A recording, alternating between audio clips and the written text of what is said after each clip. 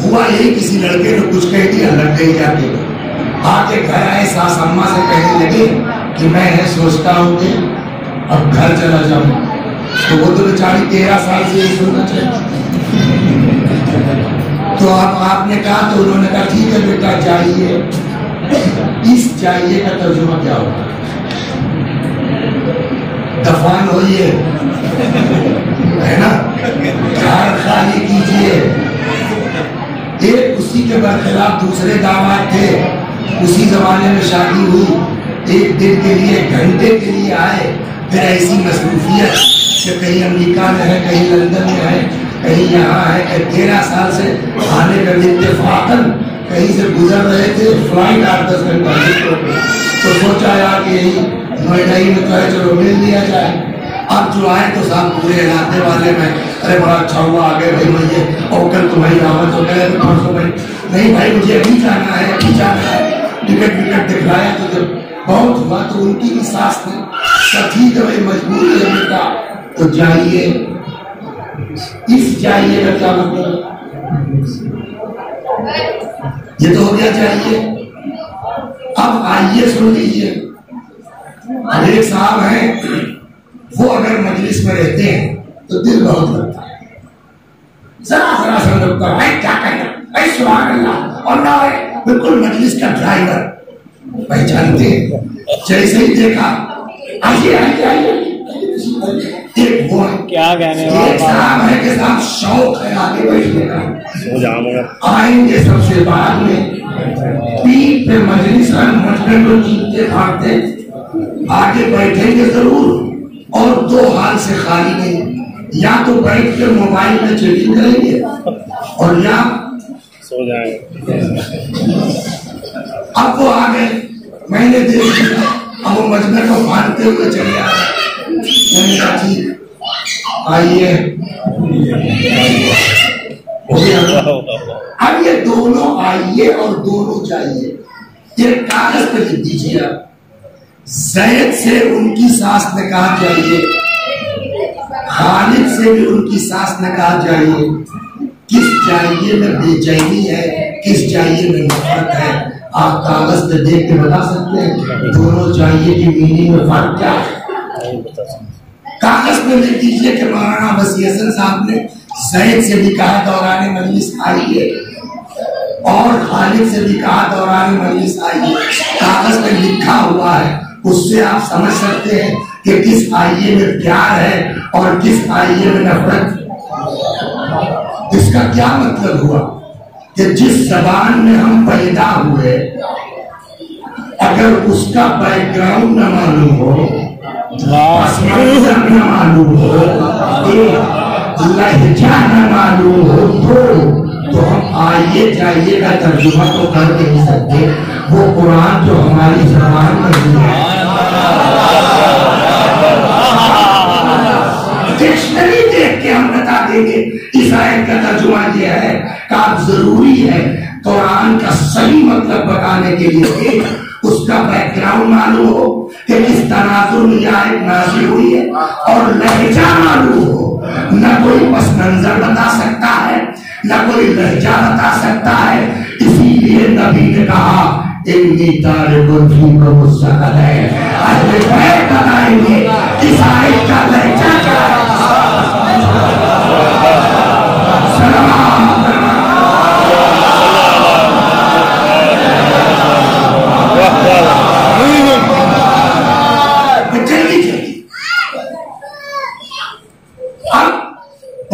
ये बात मेरे ख्याल में मजमून मेरा समझ गया कि किसी भी लफ्ज के सही मीनिंग के लिए लहजा जरूरी है जानना और बैकग्राउंड जानना, लेकिन इसके बावजूद कुछ अल्फाज हैं जिनकी खिलकत ही हुई है इजहार मोहब्बत के लिए, उसमें ना आपको लहजे की जरूरत है ना क्या। उससे बच्चे हैं वो तो करेंगे, तो बच्चों को आप कुछ कर नहीं सकते, आप हमारी तरह मत। बस इतनी गुजारिश उस खातून से है जिनका बच्चा है कि अब पता नहीं क्या लोग आप आजी बेटा पीछे चली जाओ, बच्चा जैसे कि और बस सलाम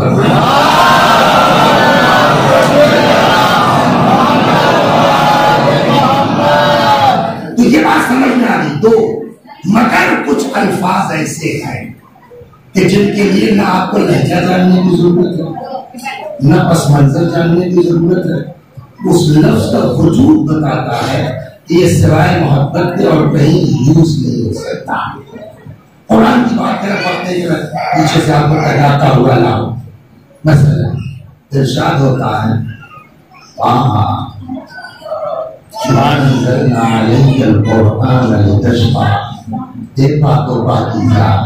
हमने कुरान इसलिए थोड़ी उतारा है कि आप मशक्कत में पढ़ो। वाह वाह वाह वाह, आपको इसका पस मंजर और लहजा जानने की जरूरत नहीं। ये अल्लाह अपने हबीब से क्या या अय्युहल मुज़्ज़म्मिल क़ुम अल-लैला इल्ला क़लीला, एक कमली वाले उठिए रातों को जरा कम उठा दीजिए। तो एक बात समझना है कि बावजूद इसके कुछ अल्फाज वो हैं कि जिनके लिए आपको पस मंजर जानने की जरूरत नहीं है। उन अल्फाज की दिलकती हुई इज़हार इश्क के लिए, इज़हार मोहब्बत के लिए। इसको फिर यही छोड़ दीजिए। एक चीज और कहेगा, शैतान कब इसके अंदर घुस जाए कोई भरोसा नहीं है। एक से एक मोमिन लोग बर्बाद हुए, एक से आलिम लोग बर्बाद हुए हैं घमंड की बुनियाद पर। वक्त नहीं करना, मैं उसको समझाता। शैतान मेरे अंदर भी घुस गया। अब इसमें 2-4 लोग हैं जो जानते हैं अपने इलाके में जिनकी दाग से मैं चलता हूँ, अब्बास भाई नाम होता है, वो मुझसे भी शायद 4 अंदर लगते हो। लेकिन ऐसे ही गाड़ी सुनती है, मैंने देखा यार इसके हाथ में बंदूक होगी तो मेरा रोना बढ़ जाता है। शैतान अब मुझको शौक हुआ कि मेरे पास लाइसेंस होना चाहिए, और उसी में अफसोस भी कर रहे हैं कि यार बिना वजह छोटे भाई के नाम लिया, नहीं नाम ले लेते और लेके चलते। अब क्या करें? तो मैंने साहब एप्लीकेशन डाल दी। आपसे बेहतर कोई इस पूरे केस को समझ नहीं सकता। डाल दी साहब, 6 महीना हो गया, साल में हो गया, कोई खबर नहीं उसकी। तब तक ये पता चला साहब वो एक आदमी इस गांव में है, आप सियाटल का कोई लड़का काम किया है उसने IAS में, और पहली तो CDO फिर डायरेक्ट DM फैजाबाद पोस्टल उसकी। मैंने साहब अर्शद साहब को फोन किया, भाई DC साहब नाम करें, अरे वो मेरे फलाने चाचा का तो है। मैंने कहा भाई ये मसला जरा सा बात कीजिए। उन्होंने जवाब से बात की, लड़के से बात की, DM साहब से बात की, हाँ बिल्कुल हो जाएगा हो जाएगा। कुछ ना कहा फुर्सत जो है वो आप तो रह चुके हैं, आप सच होगा हाँ करके जाते हैं, जब तक आप फैसले नहीं कीजिएगा कुछ होना है। एक दिन इत्तेफाक से कोई मजलिस थी सेंटर में पहुंची, आ गए, मुलाकात हो गई।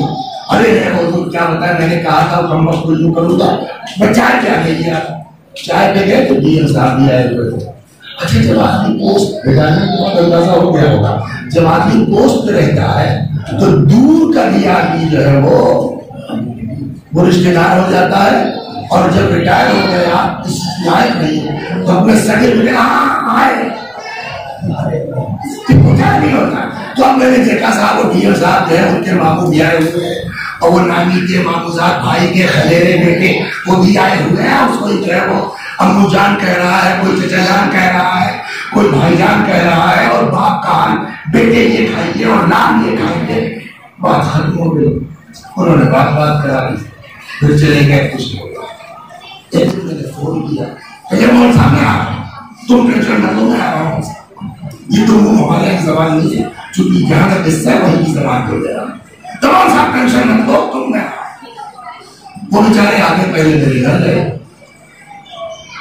और मुझको लिए होते ऑफिस इसके DM साहब कौन उनका बेटा ऐसे दलील रोका साहब है, और साहब DM साहब क्या काम है? मैंने कहा जो साहब आपके बेटे का ट्रांसफर हो गया क्या?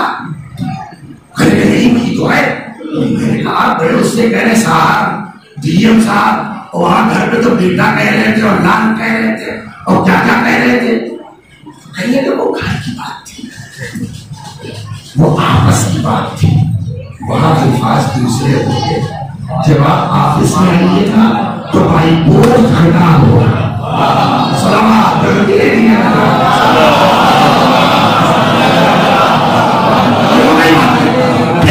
छोड़िए वापस आइए। ये कहा किसको कहा गया? मुज़म्मिल किसको कहा गया? उनका कोई नाम है क्या? नाम कहीं इस्तेमाल हुआ कुरान में? जी हाँ, इरशाद होता वमा मुहम्मदुन इल्ला रसूल, कि कुछ नहीं बस रसूल एक दो मकान मुहम्मदुन अबा अहदिन मिन रिजालिकुम वलाकिन रसूलल्लाह व खातमुन नबिय्यीन। ये तुम जोड़ दो, किसी के बाप बाप नहीं है, रिश्तेदारी मत जोड़ना इनसे, ये बस रसूलुल्लाह है और खातम। तो दो जगहों पर कुरान ने कहा कि कुछ नहीं, वमा मुहम्मद ये कुछ नहीं है, फिर क्या है? फकत रसूल। जब आप कह रहे हैं कि कुछ नहीं है फकत रसूल, ये कहा क्या? वाह वाह वाह वाह वाह। फिर ये मुज़म्मिल क्या है? फिर ये मुद्दस्सिर क्या है? फिर ये यासीन क्या है? जवाब वही जो कि साहब के बारे में दिया कि साहब रिसालत इनकी पोस्ट है, जब सरकारी काम होगा तो रसूल, जब प्यार की बातें होंगी कभी यासीन कहा जाएगा, कभी मुज़म्मिल कहा जाएगा। अब समझ में आया वही होला जो कभी कहा कहता है, मुज़म्मिल कहता है, मुद्दस्सिर कहता है, वही खुदा कहता है या अय्युहर रसूल। रसूल बताता है कि ये सरकारी काम है, इसलिए भाई पोस्ट खिताब किया।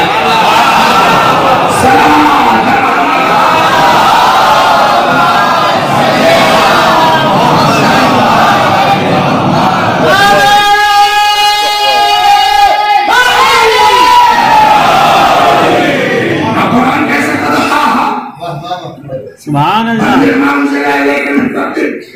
यासीन या अय्युहर रसूल, इसका मतलब ये हुआ कि मामला भाई का नहीं है, बाकी किताब का हुक्म है। आप जो कहेंगे हमको नहीं मानना है, आप कह दीजिए मैं पूरा पहाड़ उठा दूंगा, आप बाकी रहेगा तुम ही हो जाए। कहते पैगंबर ने क्या कर दिया? ये जीव बरस तो रहमत है, उसको अल्लाह ने रहमत बना के क्या मतलब हुआ? और फिर हाथ उठाया, फरमाया पालने वाले इनको मेरी मारिफत अता फरमा, ये लोग मुझे जानते नहीं। जिस नबी ने आपके दीन के लिए पूरे खा खुद फरमाया ना, माबूद ये नबी का माबूद, किसी नबी को उतनी तस्वीर नहीं दी गई जितनी मुझे दी गई। पूरा गया, साहिर कहा गया, जादूगर कहा गया, दीवाना, मामूली बात है, दीवाना कहा गया। और उस नबी ने सब बर्दाश्त किया दीन की खातिर ना। 23 बरस की मेहनतों में ये सिला है जो अगर ये ना दिया तो आपने कुछ किया ही नहीं। आपके यहाँ में असला पड़ रहा 9 दिन ठीक ठाक हो गई, 11 बार वाली खराब हो गई, छोड़ के रख दिया, हम खाने लगे।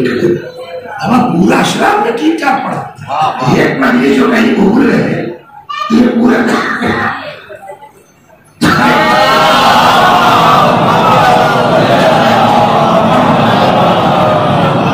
बात का दौर है कि नहीं है। अच्छा हदीस होती हम कह देते कि साहब ये गलत है, ज़ईफ़ है, ये कुरान में है।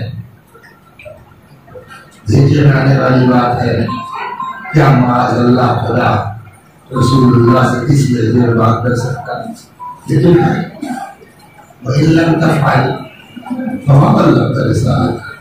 मानना पड़ेगा कि इस अंदाज की बात इस तरफ इशारा है कि मैटर बहुत है। वरना कभी खुदा जिसके सदमे वस्ते दुनिया पैदा की, जिसके इश्क है, उससे इस लहजे में बात न करता है। तो एक तरफ सारी मोहब्बत है और एक तरफ दिलाले का इलाज है।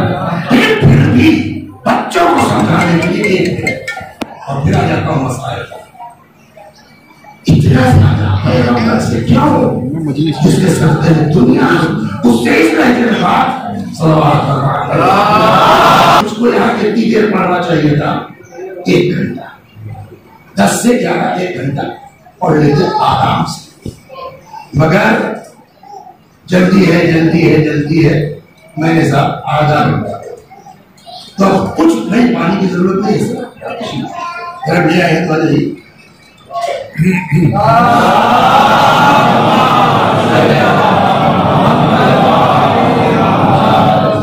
आजकल चल रहा है कि एहतराम मेंबर, इसमें भी चीज है। बुजुर्ग ने फरमाया मेंबर खाने पीने जब तक चल रहा है तो मजबूरी होगी तो देखा जाएगा, तो मजबूरी में तो नमाज भी बैठ के पढ़ सकता है।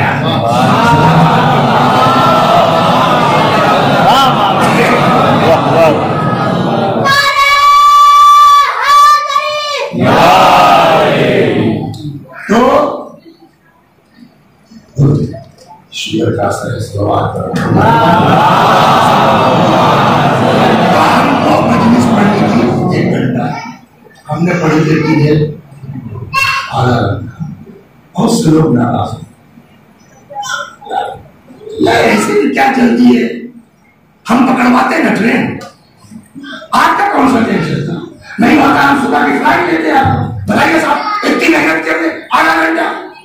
2-4 लोग ऐसे होते हैं हर जगह, मैं याद नहीं समझते भी लोग कुछ नहीं, मौलाना आप टेंशन नहीं, यहाँ 1 घंटे में जब बात पड़ती 1.5 घंटे में 2-4 लोग हमारा साथ देने वाले हो गए। हमको साहब और एक पेशकार और बढ़ गए, 10:30 में बैठे, तो हमने 15 ही मिनट पढ़ा। तो अब मुखालिफिन की तादाद बढ़ जाएगी। सुभान अल्लाह साहब, एक सलाम मास्टर साहब ने और बढ़ा दिया, वो मालूम हुआ 10-55 हो गया, फातिहा वातिहा पढ़ाते 58 हो गया। अब मैंने साहब नहीं मसाइल का सुनिए, तो अभी जो है वो पिछले हफ्ते कदीर गुजरी है, पैगंबर ने मौला को उठा के कहा मंकुल तो मौला हो वाजी और मौला, जिसके लिए पैगंबर ने एहतराम किया उसी की औलाद करबला के मैदान में गाजी शहीद कर दिए। अब कोई मेरा साथ देने वाला है? हर आदमी कह रहा है तुम्हें पैगंबर ने कही क्यों थे, इन्होंने तो कुछ पढ़ाई नहीं, इन्होंने तो कुछ पढ़ाई नहीं। जिसको देखिए मर्द औरत बूढ़ा बच्चा शहरी देहाती पढ़ा लिखा अनपढ़, हर आदमी तेरा कुछ नहीं पढ़ा कुछ नहीं पढ़ा कुछ नहीं पढ़ा।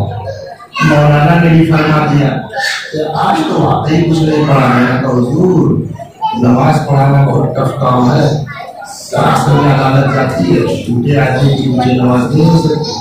मैं मेंबर में गया हूँ, मैंने ये पढ़ा पूरे साल सेकेंड में मैंने मजलिस पढ़ी है, आप कैसे कह सकते हैं कि मैंने कुछ नहीं पढ़ा? सही तो मैंने सुना क्लियर में मत, हम भी पढ़े लिखे आदमी हैं। अब इन्होंने एक हमको कानून बताया, घटते घटते एक ऐसे मकाम पर पहुंच जाती है जहां उसका वजूद आदम के बराबर हो जाता है। तो अब मौलाना ने क्या समझाया, समझ आ गई ना बात? घटते घटते एक ऐसे मकाम पर पहुंच जाती है जहां उसका वजूद आदम के आधा घंटा पढ़ा 50%, 15 मिनट पढ़ा ठीक है 25%, 1 मिनट कोई नहीं कहने वाला है कि पढ़ा पढ़ा पढ़ा, इसको फिर ये छोड़ दीजिए। अब मैं पढ़ता हूँ, कलमा तर्जुमा कीजिए आप, या मैं ही तर्जुमा कर देता हूँ, गलत हो तो आप इस्लाह फरमाइए।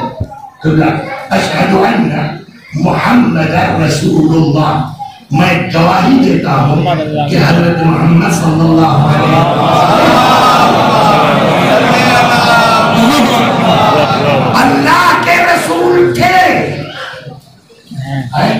मैंने गलत पढ़ा? चलिए साहब बुजुर्ग हैं तो कब तक के लिए? क़यामत तक के लिए। क़यामत कब आएगी? 5 अक्टूबर कौन सा था? 2000 क्या वो खत्म हो गई। अब तक 1450 वर्ष तो हो गए। 1444 साल हिजरत के 44 10 54 3 57 13 साल बाद गया है ना। 14.5 से ऊपर हो चुके और अभी आगे तक क़यामत आएगी कुछ पता नहीं। अब अगर कोई पूछे कि अल्लाह ने हजरत को नबी बनाया कब तक के लिए, जवाब हजारों साल के लिए। क़यामत तक का मतलब हजारों साल के लिए। जिस इंसान को हजारों साल के लिए नबी बनाया गया उस आदमी ने काम कितने दिन किया? 23 साल। देखिए हमने 60 के मुकाबले में 1 मिनट पढ़ा था, 1/60 था ना। 23 बताइए क्या हुआ? मैंने कहा या रसूल अल्लाह, क्या नाम है इस जगह का? इस्लाम नगर गया रसूलुल्लाह, झेल के आया हूँ। मौलाना से लेके सब जगह कुछ नहीं पढ़ा, जबकि 1/60 पढ़ा था मैंने। या रसूलल्लाह, आपको अल्लाह ने नबी बनाया हजारों साल के लिए, या तो आप क़यामत तक रहिए और नबूवत का काम कीजिए, और नहीं तो हमने कहा सर अगर आप जा रहे हैं तो ऐसा इंतजाम करके जाइए कि जिनका कौल आपका कौल,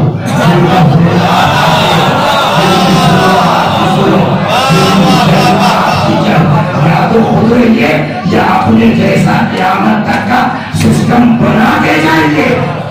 अब तुम लोग राय दोगे, नहीं आता तो हमने कहा या रसूलल्लाह हमारी क्या औकात है, लेकिन नहीं करेंगे तो कुरान कह देगा वही लम तफअल,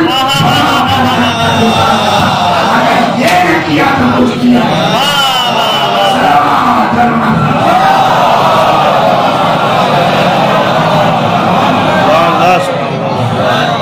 और शायद यही वजह है कि खुतबे में इस आयत का भी जिक्र, इस हदीस का भी जिक्र किया गया। कौन सी? जो मशहूर चलो मैं तुम्हारे दरमियान 2 चीजें छोड़, तीसरी बार पढ़ते तब तक करीब पहुंच चुके थे और अब जिब्रील ने गारंटी है। जिब्रील ने गारंटी।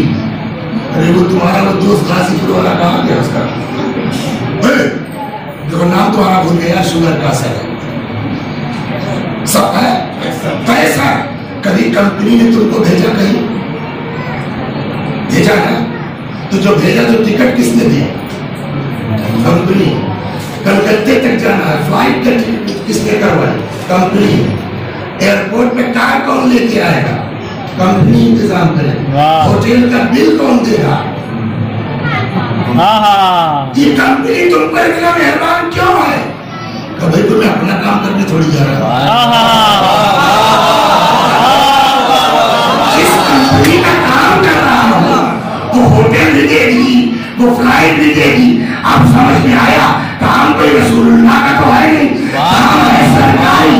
लिहाजा उधर से ऐलान हुआ आपका टेंशन नहीं है, अल्लाह आपको लोगों को शर से बचाएगा। नतीजा ये हुआ कि जो लोग आगे बढ़ गए थे उनको बुलाया गया, जो पीछे रह गए थे उनका इंतजार किया गया। तेरा कितने आदमी होंगे ऐसा बताइए, कुछ अंदाजा है आपका? अच्छा साहब, इसमें 150-200-175 इन्होंने एग्जैक्ट बता दिया। 175 आदमी के लिए मैं कितने ऊपर बैठा हूँ?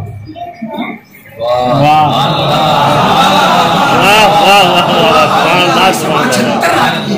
कभी आपने पार्टियों की, सियासी पार्टियों की रैलियों का वो देखा है? स्टेज कितना ऊंचा बनाते हैं? क्यों? इसलिए उनका एक माइंड सेटअप होता है 50,000 लोग आएंगे। यह और बात है इत्तेफाकन कुर्सियां खाली हो जाए, लेकिन आदमी सेट करता है ना हिसाब से कि इतने लोग मुमकिन है। तो 10-20 हजार आदमी के लिए उतना। गदीर में कितने आदमी थे? 80,000, 1 लाख, 1,20,000, 1,24,000। ये मुख्तलिफ रिवायतें आपको किताबों में मिलेंगी, यानी something near about 1 lakh. 1 lakh आदमी के लिए कितना ऊंचा होना चाहिए स्टेज?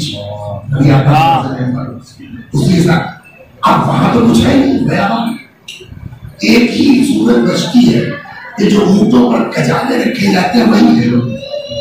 खजाने कितने थे ये हम बता नहीं सकते, तेरी ख्याल नहीं पढ़ पाए, नहीं मालूम, नहीं देखा कि कितने, लेकिन एक अकली आंकड़ा लगा सकते हैं कि बिलफर्ज अगर 1 लाख आदमी थे तो 1 लाख तो सब मुंह से नहीं आएगा, पैदल भी होंगे, खच्चर से होंगे, घोड़े वाले होंगे। अगर 20% लोग भी मुंह से आए हैं तो कम से कम कितने खजाने होंगे? 20-22 हजार खजाने होंगे ना, तो 20-22 हजार तो नहीं लगेंगे, 2-4-10 में भी काम नहीं चलेगा, उसको काफी चौड़ाई से लेके चलना पड़ेगा, और नहीं लेके जाएगा तो काफी दूर से, तो 200, 400, 500, हम कहते हैं 1000 मान लीजिए, इससे ज्यादा तो नहीं होगा ना। और वहां खजाने कितने हैं? मसलन 20,000। अब सवाल ये कि जो खजाने मिंबर के लिए यूज हुए वो रैंडम थे या छाटा गया था?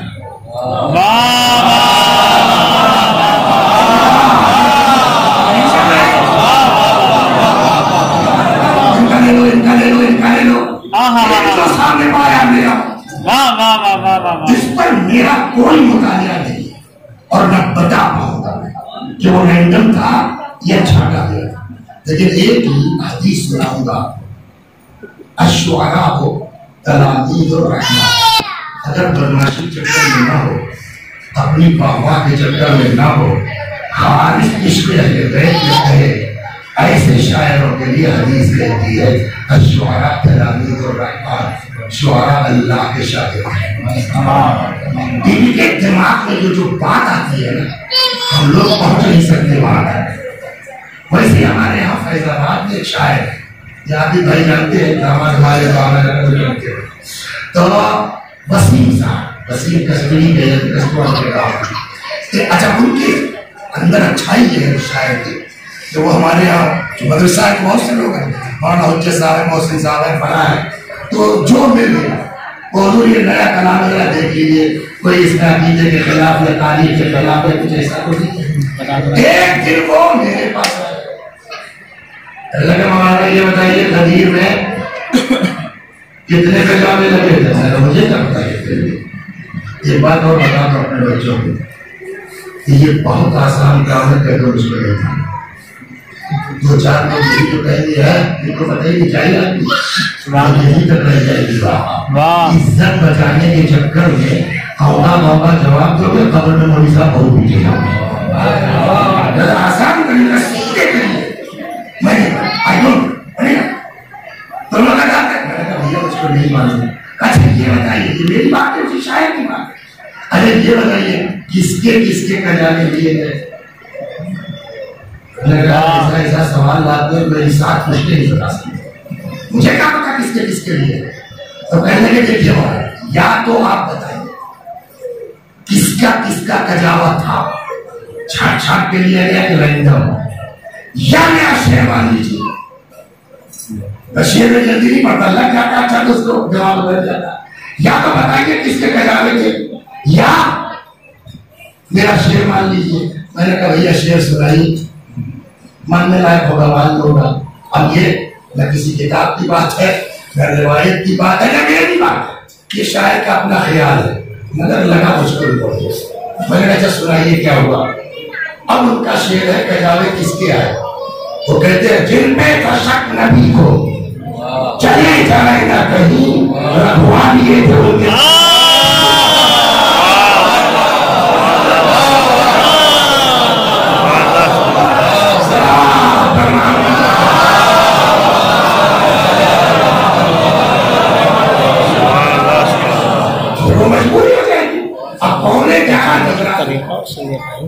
कुछ लोग बेचारे 9 बजे से आ गए होंगे, मौलाना है कि उनको अगली नहीं कितनी देर पढ़नी चाहिए, 11 बजा, 11:30 बजा, 12 बजा, ये भी भूल गए कि साथ मुझे ट्रेन भी पकड़ना है।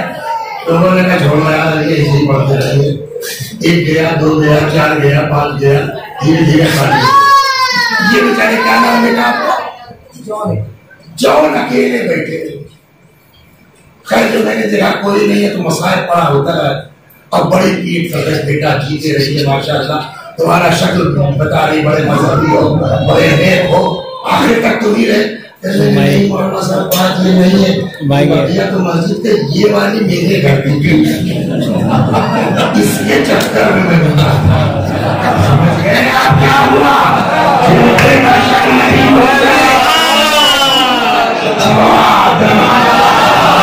हदीस भी इरशाद फरमा दी। बस आखिरी बात पूछा,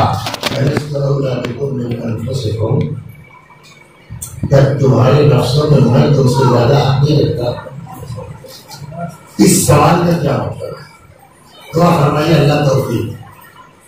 बादियुन नजर में, जिसको हिंदी में कहते प्रथम दृष्टिया, बादियुन नजर में इंसान को सबसे ज्यादा मोहब्बत किससे? जवाब माल से। क्यों? मैंने इनका 4 बीघा दबा लिया इधर उधर की बेईमानी करके, नतीजा मालूम है क्या? हासिल करने के बाद ना मेरी नमाज कबूल है, ना रोजा कबूल है, ना हज कबूल है, ना इबादत कबूल है, जाऊंगा सीधे जन्नत, जाऊंगा सीधे जहन्नम में। तो मैंने 4 बीघा इनका दबाया जन्नत बेच के। जो आदमी किसी चीज को हासिल करे जन्नत बेच के, तो इसका मतलब तो उसकी नजर में जन्नत से ज्यादा अहमियत थी, तो अपना जन्नत बेच करके खरीदा ये।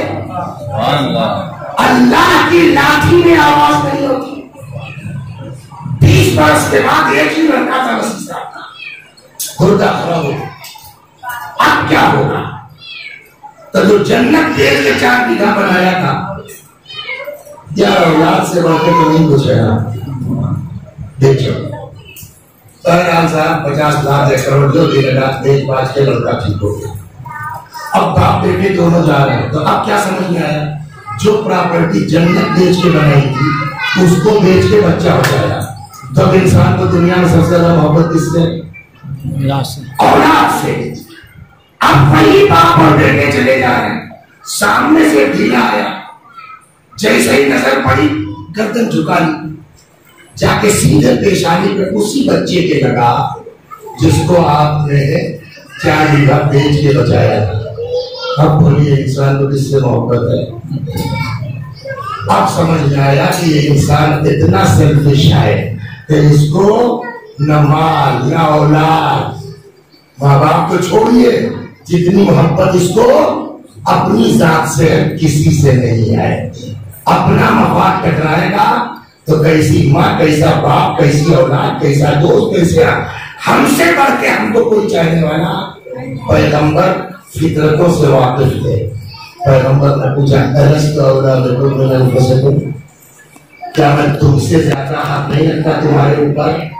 मतलब जहाँ कहीं मैगर आ जाए माल दौलत मेरा, तो किसी की कोई हैसियत नहीं है मेरे मुकाबले में। जैसे ही पैगंबर ने पूछा, पब्लिक ने कहा बला या रसूलुल्लाह जी। जैसे ही पब्लिक ने कहा बला, अब नबी ने उठाया, फरमाया अला वमन कुन्तु मौलाहु फादा अलीयुल मौला। तो अब सुन लो, जिसका मौला हूं इस तरह से उसके अली मौला है। मतलब क्या हुआ? शोर मचाने से मौला ही नहीं कहना होगे। जब अली का मामला आ जाए तो अली के मुकाबले में न माल कुछ है, न दौलत कुछ है, न जायदाद कुछ है, न तुम कुछ हो, जो कुछ है अली की साथ, तब तुम मौला ही बन जाओ।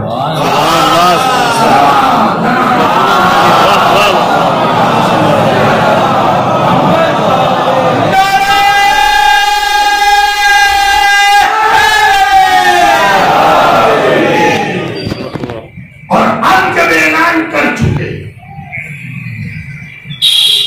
तो 4 फतरे हैं, 2 दुआ के, 2 बद्दुआ के। अल्लाहुम्मा वाली मन वाला, कंटिन्यूएशन में सुनिए। अला वमन कुन्तु मौला हो फादा अलीयुल मौला, अल्लाहुम्मा वाली मन वाला। जिसका मैं मौला हूँ उसके ये अली मौला है, पालने वाले उसको दोस्त रहे, जो अली को दोस्त रखे। वह आदिमन आदा, उसको दुश्मन रखे, जो अली को दुश्मन रखे। वंसुर मन नसरा, उसकी मदद कर जो अली का नासिर हो। वख्ज़ुल मन खज़ला, उसको ज़लील कर जो अली की रुसवाई के लिए कोशिश करे। बात होता मैं किससे सुना था कि अल्लाह ने कैसा ज़लील किया है लोगों को, लेकिन अब दूसरे लोग से मन नसरा, खुदा उसकी मदद कर जो अली की मदद कर। हाँ, जिस नबी ने हुसैन के लिए कहा हुसैन वो हुसैन अली का ही दोस्त नहीं है। तो जिसने इमाम हुसैन की नुसरत की बोला उसने अली की नुसरत की, जिसने अली की नुसरत की बोला उसने रसूलुल्लाह की नुसरत। जिस नबी ने फरमाया क्या उसका नवासा इसी लायक था, उस अली का बेटा इसी लायक था। फिर करबला के मैदान में अल्लाह कर रहे हैं, मुझे थोड़ा सा पानी दिला, मेरा कलेजा भूखा था। और अब ये बात अगली कि अब इस गिरोदार में दौड़ता हुआ कितनी दूर गया होगा क्या पता, लेकिन जैसे ही उसको एहसास हुआ जुल्फिकार को कि अब मेरे पीछे कोई नहीं है, जहां भी था दौड़ के सीधे इमाम के पास आ गया। लेकिन अब लजा नहीं है, लगता है मायूस हो गया कि सवाल नहीं हुआ। तो जानते क्या किया, तारीफ देती है अपनी काकुल जुल्फों को या अपनी पेशानी को, शायद दोनों को अपने खून से रंगीन किया और भागता हुआ तेजी से खैमे में आए, खैमे में करीब आए और आग के दरे खैमे पर